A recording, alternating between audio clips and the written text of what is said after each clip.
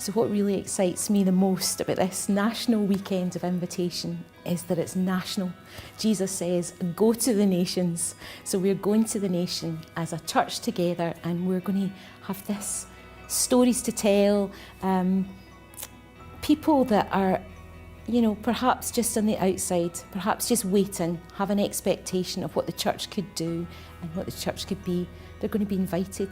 It focuses on the invitation, not on the outcomes of the invitation, not on the number of people attending or the amount of money raised or anything like that. Just that simple act of one person inviting one person, and that's actually all there is to it. Some churches might be concerned that it would add to their workload, but I think my take on it would be it's what will enable you to see maximum return for the work that you're doing.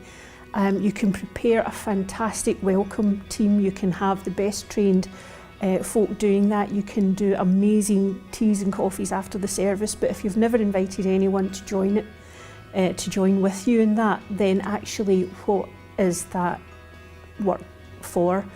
And so actually it's one thing, just one thing that you can do that will actually really bring to fruition all of the other work that you're doing.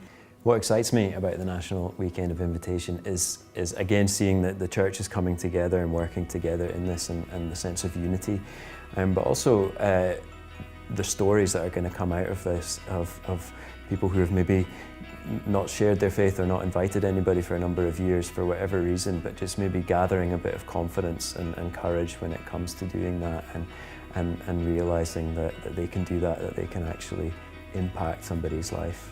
Key for me is that it's really connecting with this whole concept of discipleship, of how people can grow in their faith by reaching out, inviting people, and the change will be for them as much as for the people that they speak to. We can think out the box a wee bit. What are we going to invite people to?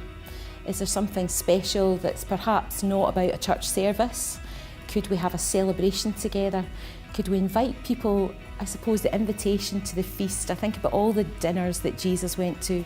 Could we invite people to a feast to celebrate and just have a sense of belonging? I think it's part of who we are as Christians. I think it's part of our Christian walk.